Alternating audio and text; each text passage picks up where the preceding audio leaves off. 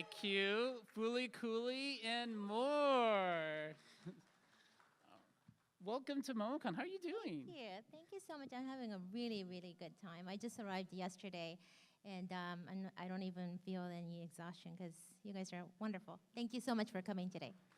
Yay! Give it up for Maki. Thank you for coming here all the way to Georgia to talk with us.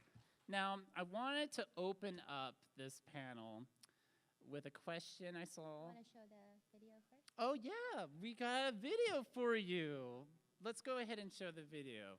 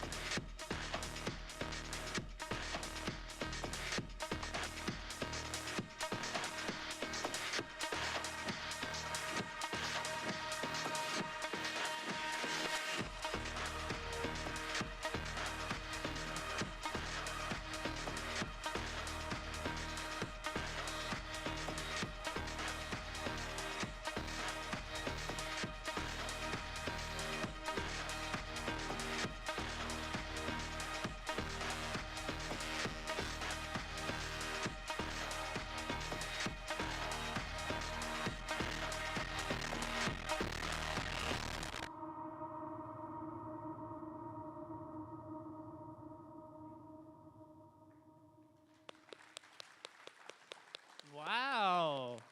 Did you work on all of those titles? Yes, I did. It's long, huh? Because I've been with the company for 22 years now, so it's pretty long. That is amazing. I started really young. You still look young. All right, so I wanted to start off this panel with a question. I saw on your Twitter that you had a fight with a cactus recently. Are you okay? And Yes. what is the story behind that? Eric is just amazing. He did all his homework. Like, I've been tweeting a lot, and then, like, he looked at all my past posts on Twitter. What happened was, like, I have a farm. I live on a farm right now, and then I have, like, the whole farm is, like, surrounded by cactus or cacti. And then I was trying to, like, trim down some of the cacti because they were just, like, overgrown. And then I don't know if you guys know, but when you try to kill or cut or hurt a cactus, they counterattack you. I mean, we should probably make like an anime off of that because like not many people know about it. So I was like trying to cut it, and then I got stabbed by a thorn. And then it went so deep inside that I didn't even see the tip of it. And then like I know it went in really, really deep, and then I took a photo of it, and a lot of people were worried about it. And then just this morning, when I was taking a shower, I felt something sharp coming out of my finger, and then the cactus actually came out. So I think, the doctor I was gonna go to the doctor and then have him cut it open, but I didn't want to do it because I just believed that eventually it would come out, and it did. So I'm better now. Thank you. That's great. I'm glad it came out today. Thanks to you guys. Some MomoCon magic for you, maybe. Yes, thank you. Thank you. I'm very happy. I didn't have to amputate my finger anymore. Now, what inspired you to work in the animation industry to begin with? Nothing. I mean, I got hired from the president of Production IG Japan 22 years ago, which is 1997.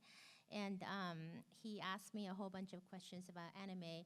And I don't know if you guys know anything about me, but I was born in Japan, but I grew up like outside of Japan. I used to live in Iran, I used to live in Texas and all that, so I never really grew up with anime. So when he asked me all these questions, I didn't know how to answer any of them. He even asked me about like Miyazaki's movies and like Studio Ghibli and, let alone Ghost in the Shell. I was like, I don't even know any of these. And then he's like, well, I thought Ghost in the Shell was really popular in the States. And I was like, not that I know of. So in the end, like his question over the phone was, well, do you like anime or do you not like anime? And I said the latter. I don't like anime, period. And then he's all, well, don't say that, just like join us anyway. So I was like, okay. And then I told my mom, like, I got hired by an anime studio.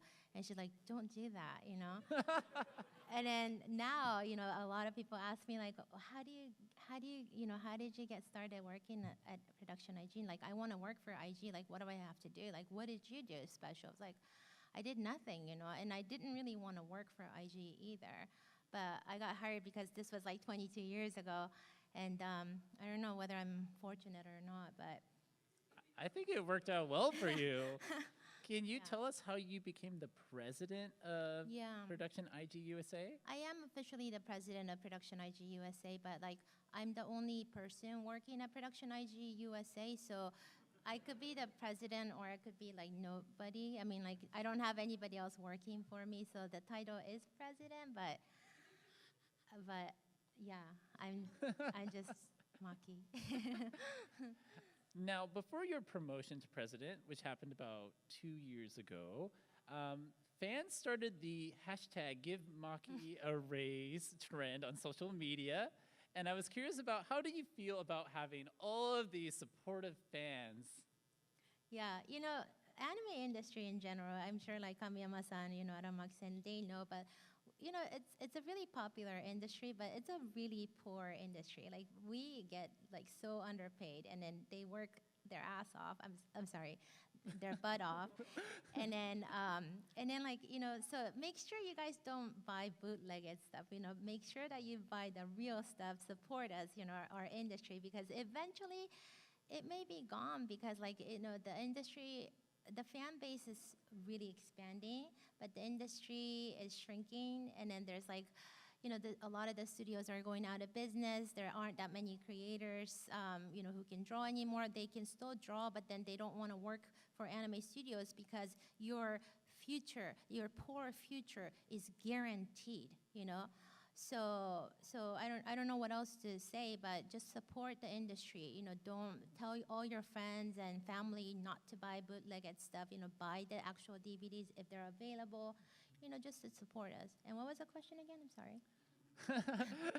How do you feel about your supportive fan base? Oh yeah. So you guys have been really, really good. I don't know all of you guys like follow my Twitter, but like I started. Well, I was being underpaid too. I mean, just between you and me. And then when I got promoted to president, I got a slight raise, and I think it's all thanks to all of you guys. I've been tweeting about, well, give Maki a raise, and then all of you guys did that, and then I got a raise. Thank you.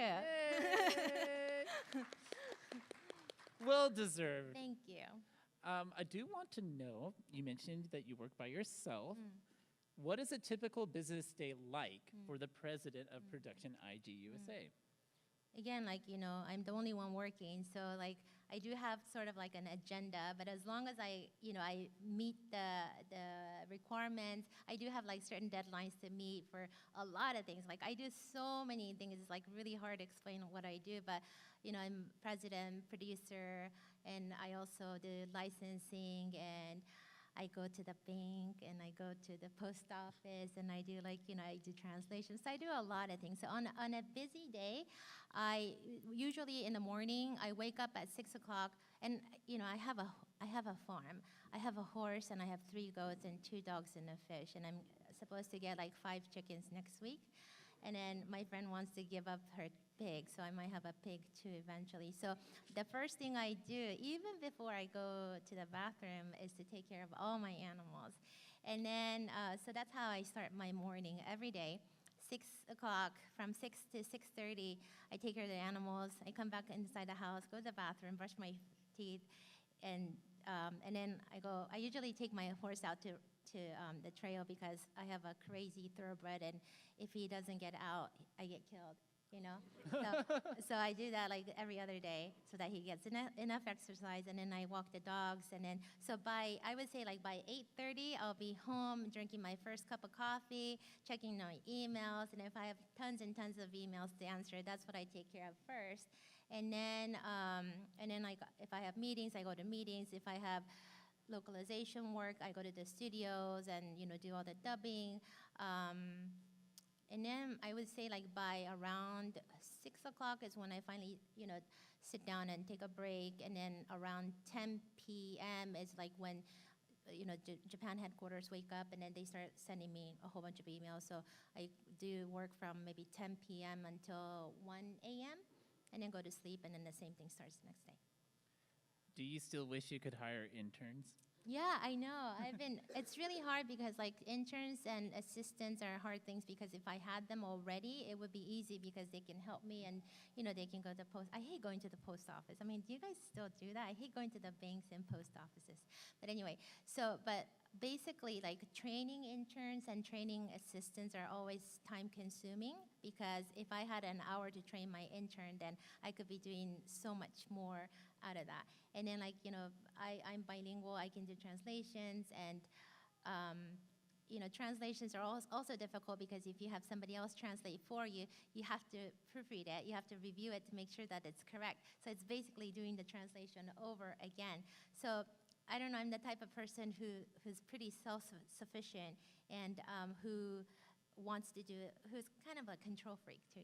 I'm a control freak. So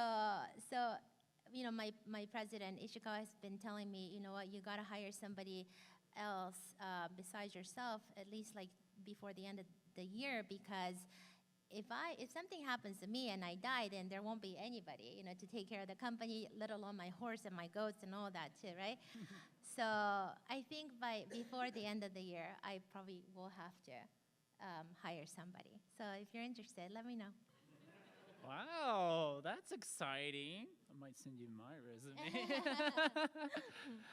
I want to know how you feel about being a driving force for anime here in the United States. I don't know. Am I? You've been credited with it. Yeah, I don't know. I like I said, I'm not too, you know, I'm not a fan of anime. I love the business part of it. I love all the creators. I love talking to the fans, and I just like doing business. But when it comes to anime, like, do I want to produce a certain anime or do I like a certain anime? The answer is unfortunately no, but I love the business part of it, and then I love the creators, and then the way I produce shows is that I want to give the creators as much freedom as possible because I believe, I'm not a creator myself. I mean, like, I know how to draw. I mean, like, look at this one. Like, I drew this one.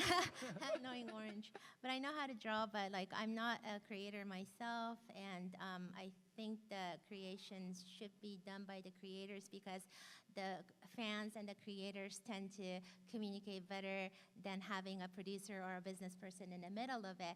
So I just want to try to give as much freedom to the creators as possible. And, you know, Chris Hartley sitting right there, Adult Swim, like when we did Furikuri, Progressive, and Alternative, you know, I didn't give them any requirements. I just told them, here, you know, here's the money. You know, make what you think is best. I mean, I guess, like, if you give the creators too much freedom, then they'll just go crazy and just do whatever they want to do. But then I like to give them a certain perimeter. So, for instance, like Furikuri 2 and 3, we told them that Haruko needs to be in the show, and then the pillows, the music has to be with the pillows. But other than that, you could do whatever you want to do. And then I think the creators sometimes like that, you know. So did that answer your question? I mean, yeah. No, that was a great answer. Overall. So I don't know if I'm the driving force, you know, behind anime, but like I think creators like working with me because I and, you know, Adult Swim, like we like to give as much freedom as possible to the creators because we just believe they know what they're doing, you know. Professionals in the anime industry have a lot of positive things to say about you, about your work ethic. Ghost in the Shell director Mamoru Oshii said that you're a world-renowned wild businesswoman and someone with incredible instinct and courage. What does wild businesswoman mean, and how did you develop that instinct and courage? It sounds really impressive, but it's actually not. I mean, I think he's kind of putting me down because like I've known him for almost 20 years, and then I know he's somebody super famous, but like back then I was like, he's just somebody, you know. But anyway, I grew up in both countries, and he doesn't think I'm Japanese or American. He thinks I'm a barbarian. And then I don't understand why he says that, but he just thinks like I'm just really wild at a lot of things I do. And I don't really think so. But I know he has, you know, respect for me to a certain level, but and he really likes working with me. I don't know if he likes me as a producer, but he likes me as a friend. I mean, we, you know, get along super well. We play mahjong together, and, you know, we go eat out together and stuff like that. So, but it's an honor to have such, you know, respectful comments, remarks from somebody super famous. What are the challenges you faced as a woman in the male-dominated industry? Not much. I mean, I don't know if I'm really feeling anything, but like I don't think gender really matters as long as you do your job, and then, you know, maybe one of the advantages that I had when I started working for IG is because I'm a female and I was young, and then I looked young and all that. So like my business expense was basically free for like the first couple of years, because every time I would take my clients out to dinner or lunch or whatever, they end up paying for it. You know, I don't know. Like I kind of felt good about it because like we were making no money, but you know, when you take your clients out, you actually have to pay for it, and then your expense like becomes like super huge. And I don't know if that had to do with anything, you know, me being a girl, but so that's like one advantageous thing. And as far as like, I don't know, like disadvantages, I don't know. I mean, I don't think I've really had any bad experiences, dealing in the industry because I'm a girl. But maybe, I don't know. Maybe people are bullying me, but I didn't realize. That's great. Do you make a conscientious effort to incorporate woman-positive roles in the projects you worked on? Like, Fooly Cooley is seen as an example of a rare example of a girl coming of age story.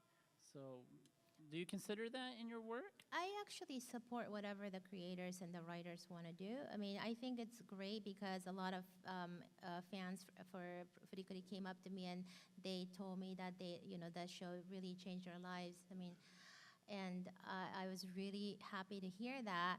And I want to make something that inspires the young people to become better adults and make this world a better place. But it's really like up to the creators. But in terms of like new shows, I want to give them some. I want to give some input to the creators to make whatever, but make sure that it's inspiring because I want everything, this world to be a better place for the people and animals and nature and everything. So if any of the shows that I create inspired to be a better person, it's a dream come true.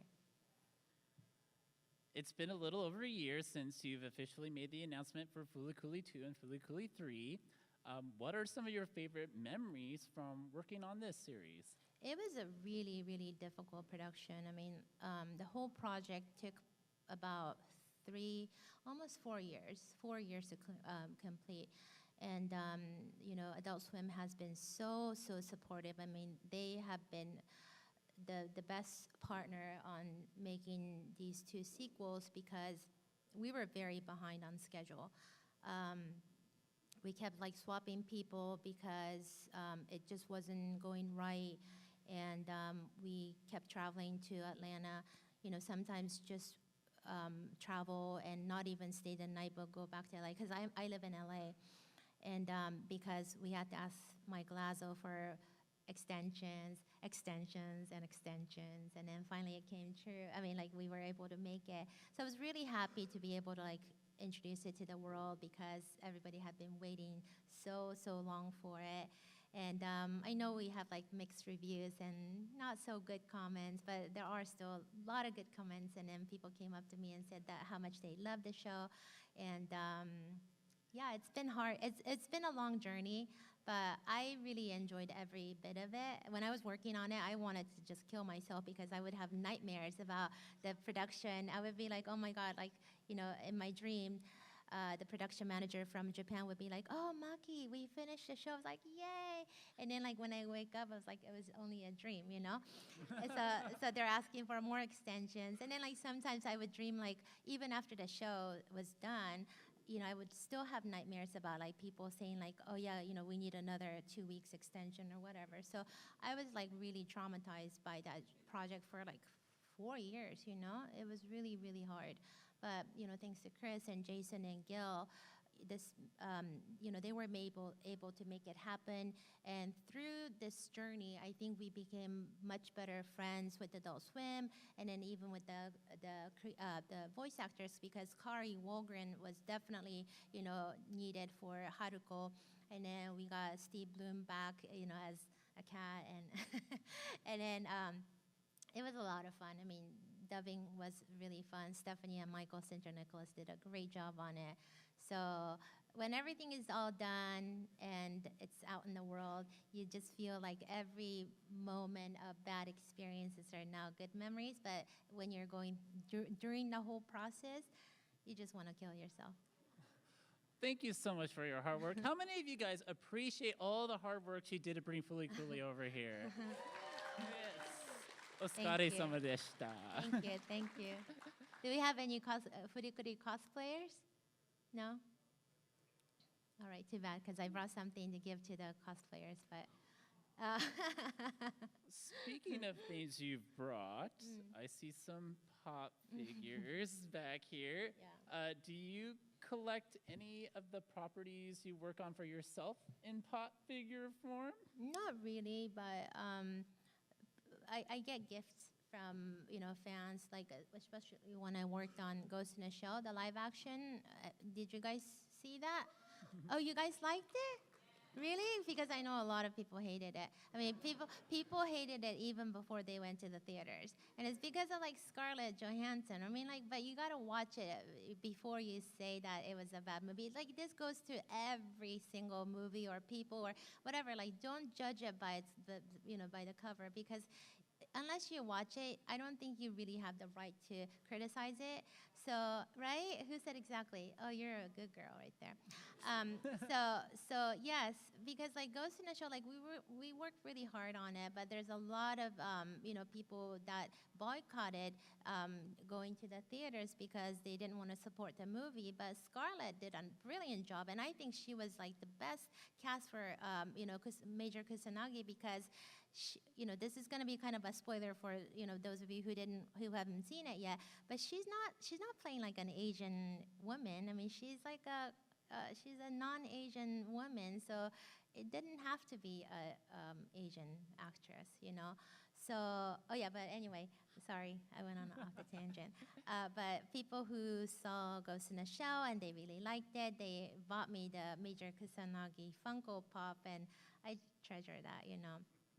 And then these because it really means a lot to me, because I am co-producer on it. Again, that was like a long journey too, because I wasn't gonna be a part of it. I was only like trying to help with the legal part of it.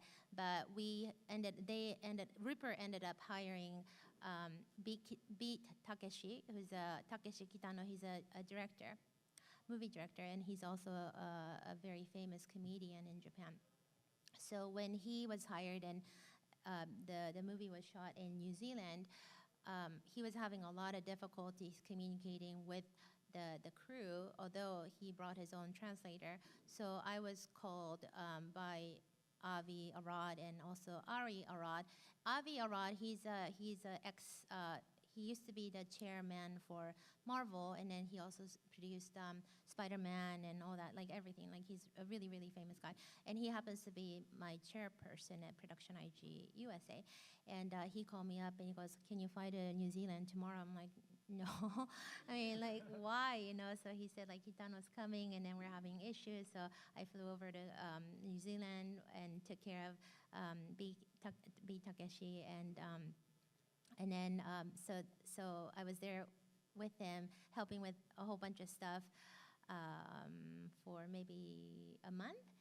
And then they really liked what I did, and they gave me the co-producer credit and in the opening credit too. And then later on, I heard that I'm the only female, a Japanese female, who actually got a credit in the opening sequence ever, like in Hollywood movies. So I'm like really proud of that. Wow. Thank you. So it's a really memorable show. But yeah, that one also was a very, very difficult project, and I wanted to kill myself there too. But now, like it brings back good memories. I'm glad they're happy memories now. Yeah, thank you. What was it like to work with Netflix to bring over shows like Castlevania and Ultraman? Yeah, Netflix has been great too. Sorry, Chris. We could talk about Adult Swim too. Yeah. Yeah, Jason is gonna really hate me if I say anything about Netflix. Do you guys know Jason? Jason DeMarco from Adult Swim. Do you know Jason? Yes. You're coming to LA with me later. But anyway, yeah, Netflix has been really good. I've known them for before they opened up the Japan headquarters. I think I thought that they would. Well, I think that they are one of the saviors to the anime industry, because our industry is very poor, and but again, like there are a lot of pros and cons to how they do business, which I'm not really going to go into detail here. And the same thing can be said about Adult Swim. No, Adult Swim is wonderful. But it's been good. Like, Be the Beginning. Cyborg 009 is the first Netflix show. And Mr. Kamiyama right there, he's the supervising director on that show. And it was the first show that we brought to Netflix. And right after that, we produced Be the Beginning. It was directed by Kazuto Nakazawa, who did the Kill Bill anime. and he's awesome. And we just announced season 2 for that too. I don't know if you guys watch Be the Beginning. It's a really, really good show. One of the things that hard things about Netflix shows is that unless you're subscribed to Netflix, like nobody really knows about it. Adult Swim is different. They advertise it huge. But it's been great working with Netflix. Castlevania is a great show. I don't work directly with Netflix because I work more with Frederator and Power House in finding the animation house, which is in Korea. So the only Japanese person that was involved in Castlevania is me, and there's no production IG involved. And but it's been good. Like I really like working with them, and I want to keep working with as many clients as possible. We need the money. We got Adult Swim right here. Adult Swim. I really loved Castlevania, so it was it? a great show. If you guys haven't seen it yet, you should watch Yeah, did you guys watch Castlevania? Yeah. it. Yeah. And Neo Yokio, I know like one of you guys really like Neo Yokio is great, right? Yeah, people hated it. And then the only thing is like they advertised Neo Yokio as anime because that's really not anime. Ezra Koenig, who's the main singer at Vampire Weekend, like he loves the 80s anime. So it's almost like a parody, or he's kind of like sort of making fun of the 80s anime in a good way. So, and then it's not anime because, again, like the only Japanese person that was involved in that was me, and it's not even a production IG show. So it's just a matter of like how you market it. But there's a lot of followers on Neo Yokio. So I don't know if there's going to be a sequel. There was a Christmas special, but I don't know if there's going to be any more sequel. But like it has a really good elements to it. I like it personally. I do. Out of all the shows you've worked on, which one is your favorite and why? I don't know. Out of all the shows I worked on, which was my favorite? I'm putting you on the spot. I like Be the Beginning a lot. I like the story. I really like Furikuri, progressive and alternative. I like the original Furikuri. Again, like I like all of them to the business level, but am I gonna go out there and be a fangirl about it? No, not to any of them. But I really enjoy working on most of it. And then the Ghost in the Shell, the Hollywood version, was a really memorable project, and I want to do another one like that again. Oh, and then also, thanks to Adult Swim, we brought the pillows to the U.S. last year. I don't know, did you guys go to the concert? I know, they sold out in 20 minutes.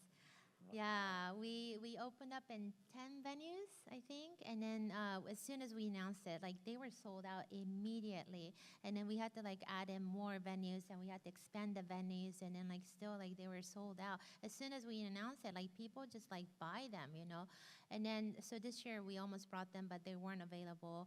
So hopefully, I don't know, next year or the year after, we will bring them again, and then we'll make sure to let you guys know, and then maybe we'll play it at the Staples Center or something. Oh, that's like LA. You guys don't know, but like some like huge venue. Yeah, I hope so. They really had a good time here. So that's like one of the projects I really enjoyed working on, and they like the U.S.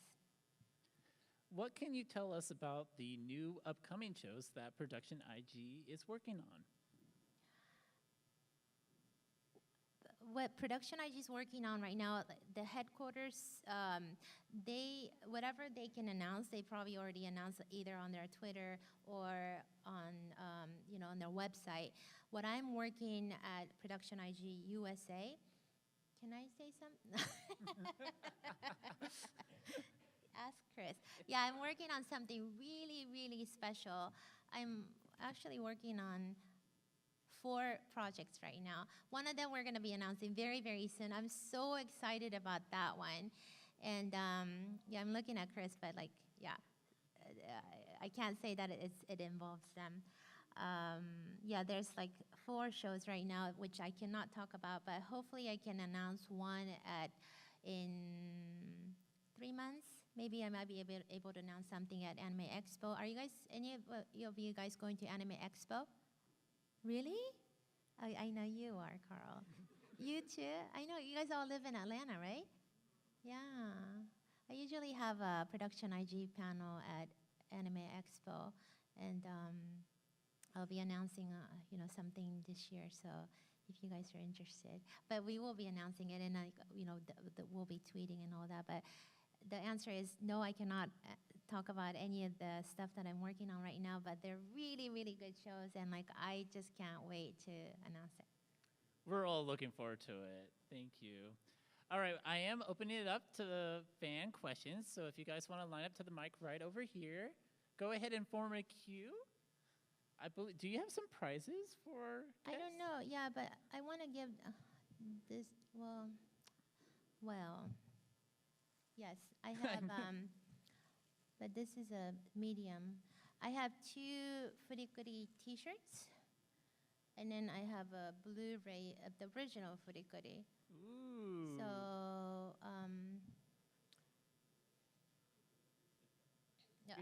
we have the orange as well. Oh yeah, we had the orange, but yeah. Does the orange have a name? I do. I actually have a whole bunch of mint that Aramaki-san and Kamiyama-san doodled on. So.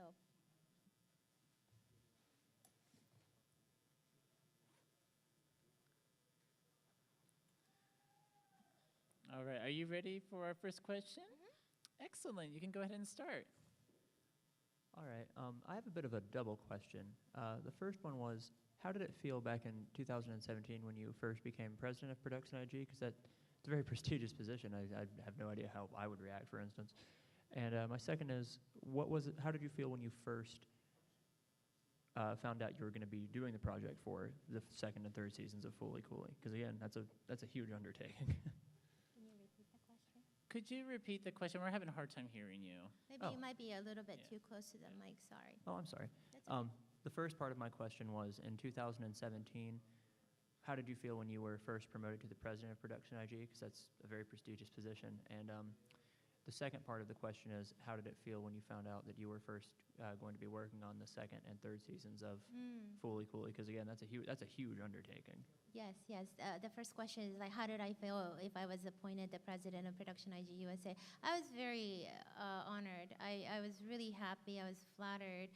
But what made me even happier is the fact that I was able to get nice, remarkable comments from Oshii-san, and then also from Avi Arad and Ishika. I realized that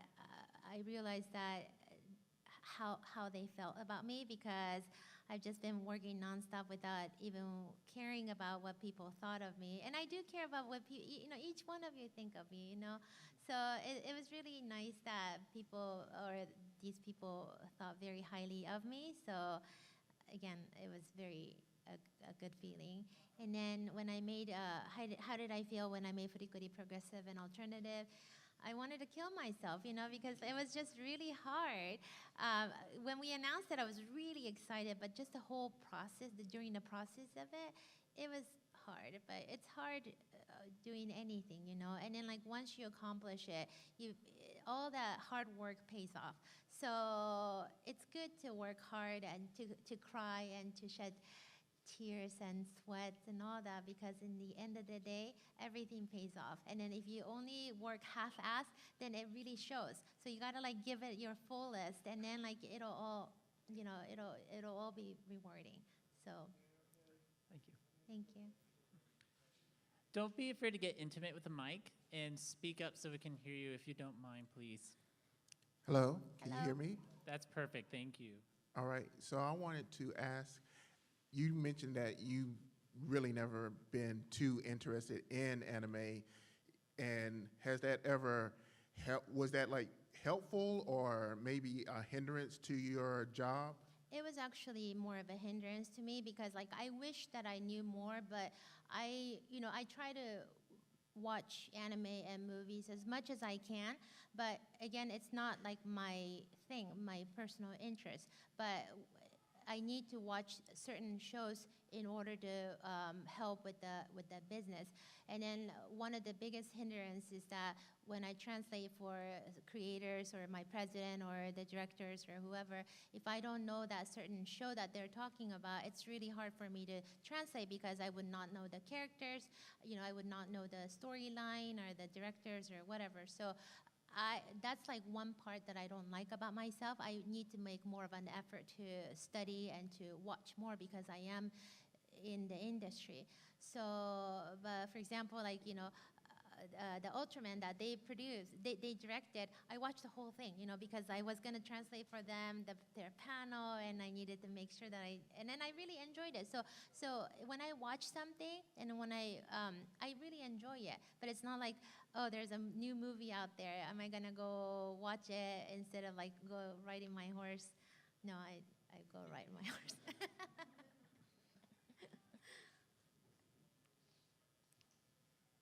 Hi. Hi.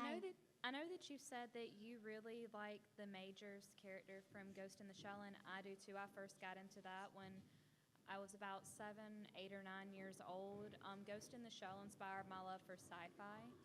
It, has helped my writing so much and everything. I'm wondering, what exactly about her character do you like? Because you don't like anime, yet she really stands out to you from what you've said. Ghost in the Shell? Yes. What do you Major like about that? Kusanagi? Yes. What do you like about her?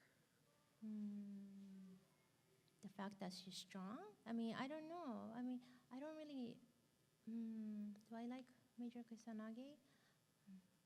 That's a hard question because, like, I like her strength, and then just the fact that she doesn't fret by anything happening around her. She doesn't really care. And then she's also lonely. Right. She feels really. Oh yeah, you know what?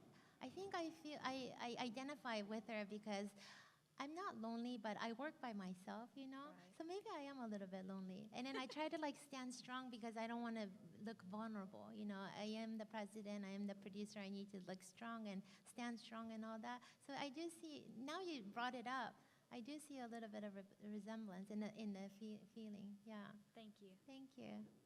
They seem to be having a lot of fun next door. I know, what are they doing? So can you hear me okay? In your 20 plus years that you've been working in the industry, what are some of the biggest changes that you've seen, especially with licensing and IP properties, that have kind of like shifted from, like the 80s to today? Yeah, the biggest difference is that before, we would make anime. There are like a lot of licensees, and then there are still like a lot of licensees, but nobody is really buying home video anymore. It's all about digital streaming. And then another big change in the last 3-4 years is that because of the emergence of Netflix, and they are making their own IPs. I think other companies are also starting to make their own IPs with us too. Rather than licensing the existing properties, they want to invest money into production and into the production committee so that they can create their own IPs so they can have it in perpetuity. So that's a really big difference. Thank you.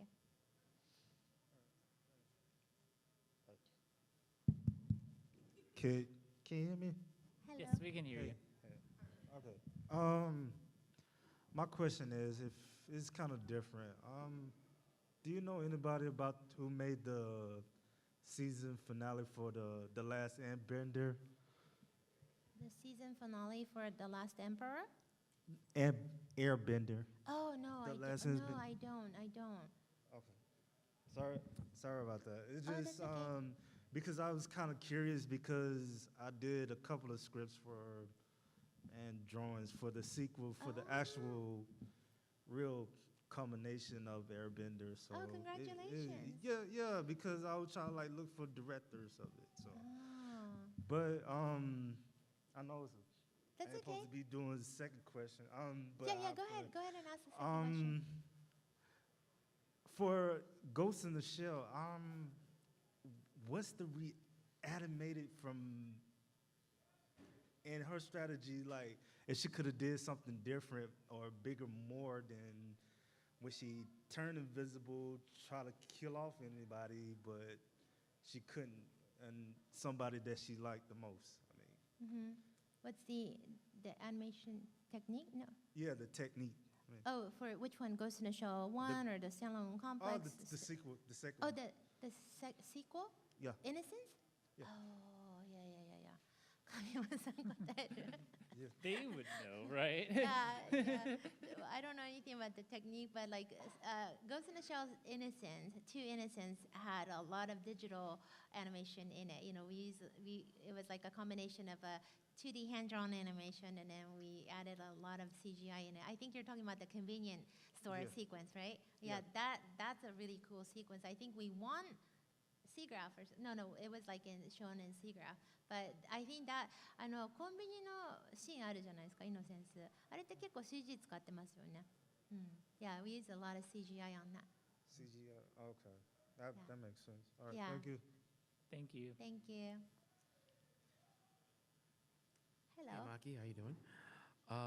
First, as an old school fan, I wanted to thank Production IG for Space Battleship Yamato 2199. It's been the most awesome show I've seen in a good while. And my actual question to you, you touched upon really enjoying the Ghost in the Shell live action film. How do you feel about the higher quality lately of anime being adapted as live action? We saw Battle Angel Alita get very good techniques put into it and had a pretty good profit as it turned out. And we're about to have a new live action Akira movie from the director of Thor Ragnarok. So how do you feel about the live action more or less stepping up when it comes to adapting anime, and what properties would you ever want to see just for your own self one day? I do feel like a little bit protective over live action remake of anime but again, like, really depends on what anime titles, because there are a lot of anime titles that I don't believe would make a good live action movie, but Hollywood tends to want to do it anyway. So I don't know, but as long as they make a good live action movie, I think I'm okay with it. And it could taint the anime titles too. It could, I don't know. I just have a feeling that Ghost in the Shell, I like the live action of Ghost in the Shell, but like a lot of people say that it had tainted the original Ghost in the Shell, but I don't really believe so. And then there are like a lot of other live action titles that I personally feel were not that great, but it's hard to control. It's hard to really control the creativity because we don't really have a final say to it unless you can incorporate that into the contract. So I know some creators want to just hold on to their IP, the original IP, because they don't want the live action or the remake to be made. For example, like Harry Potter, right? I mean, no, she doesn't want anime made from Harry Potter just because she's not sure about how that's going to turn out. And I totally understand that, But if you want to explore, it's a huge gamble, but it's a gamble for anything. If you make something, it's a huge gamble. So I think my advisor, I don't know. It's hard. I just hope that whoever's going to create it will really study the property and respect the title as not to jeopardize the integrity of the original title. Okay. Thank you very much. Thank you.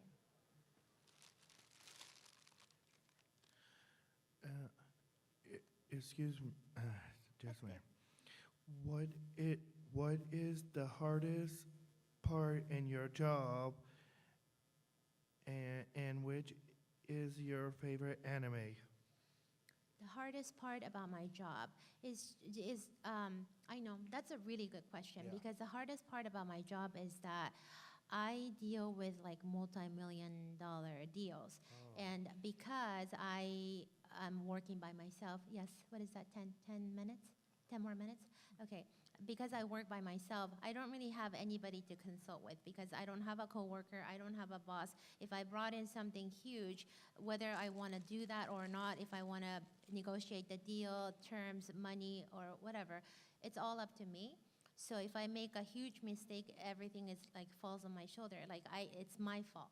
So if it's like a couple dollar deals or whatever, then it's okay. But like I deal with like a lot of money, and not having anybody else to talk about it because of the confidential issues, not having anybody give me advice on it because I work by myself, that's like always hard. And then if I'm successful with that project, then I'm really happy. But if I fail, then everything is my fault. So sometimes I feel a little bit lonely that I don't have anybody else to consult or talk to or discuss. But at times it's nice to be working alone. Yeah.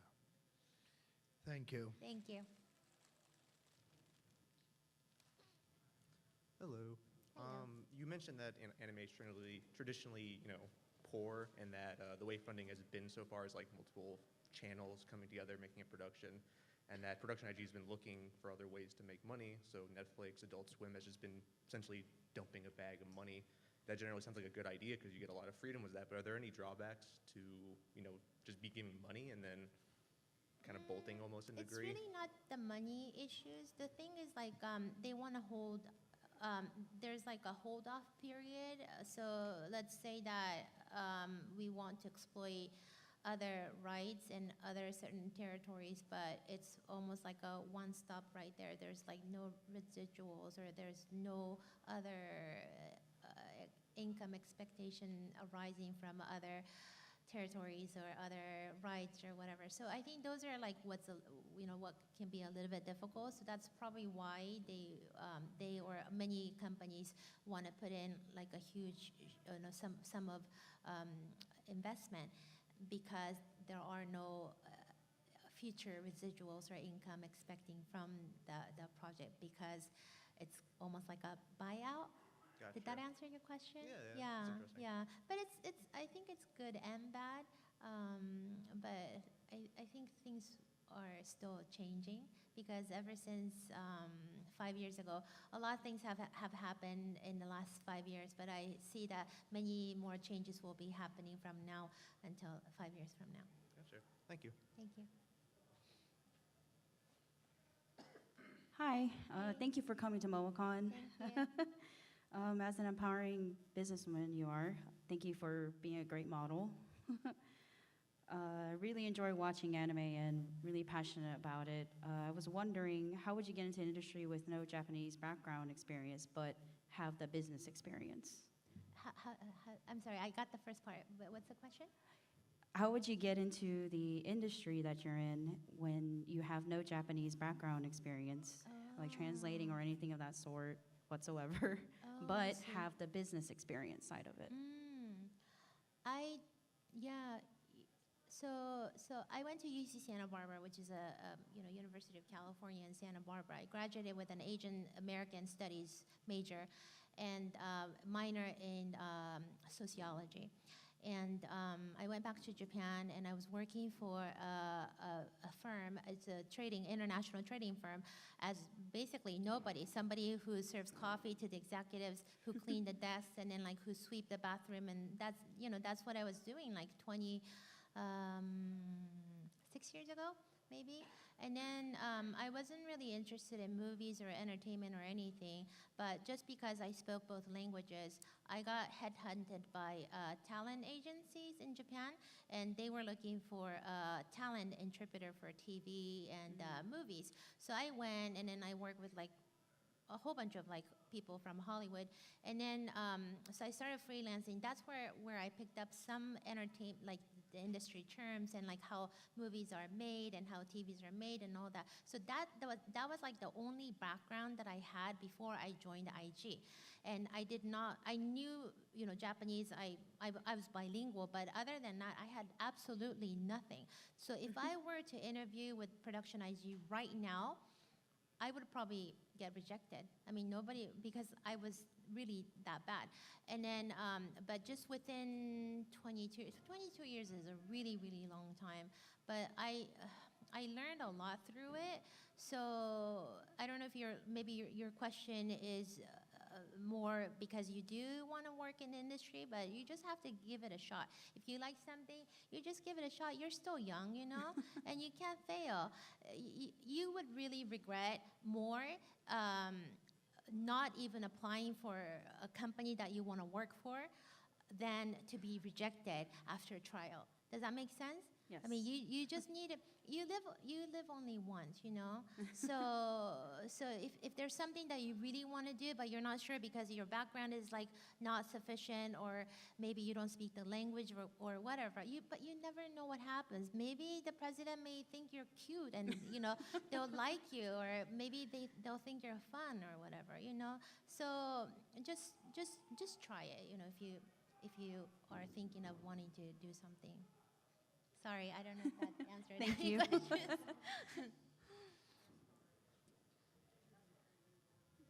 Hey. Hey. So when working on Ghost in the Shell, the live action, and you were working with Takeshi, did he allow you to have some creative input in it as well, or did you consult? Yes. Oh my gosh, like I could write a whole novel about that production because, you know, Takeshi-san is a very, very famous comedian. And then when he travels, he has like an entourage of like 10 people following him. And then there's like a manager, translator, you know, the manager's assistant and all that. So when I was translating between Rupert and Takeshi, there were like 2 or 3 people that needed to communicate between me and him.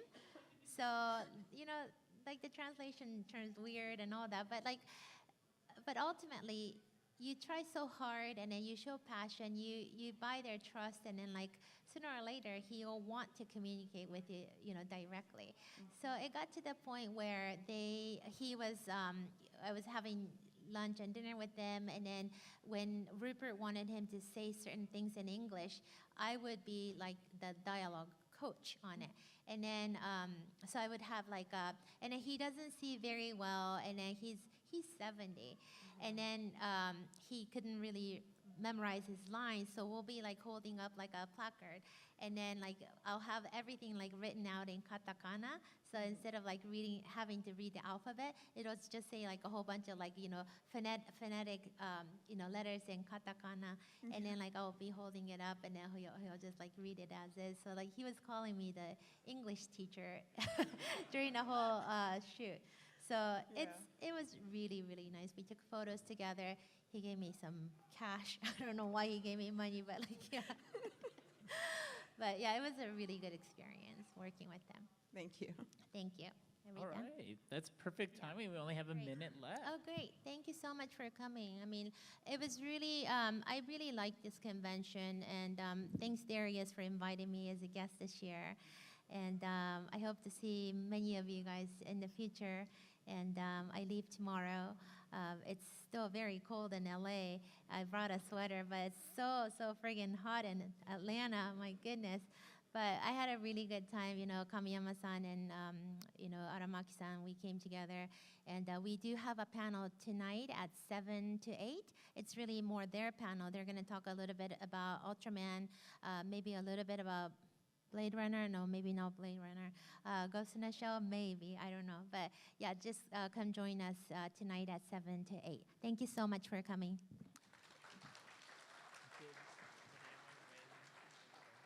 Oh, yeah, I didn't. But I need to get these. Hold on. I don't even know.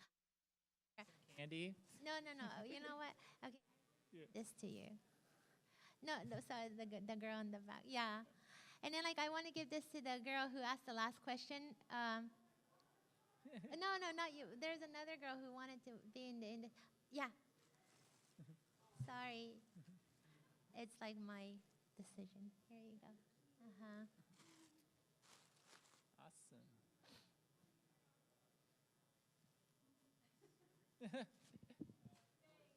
All right, thank you. Oh, yeah, and then I do have some mints here. I mean, feel free to pick them up. These, like, I didn't draw these. These are, like, doodles from Aramaki and Kamiyama.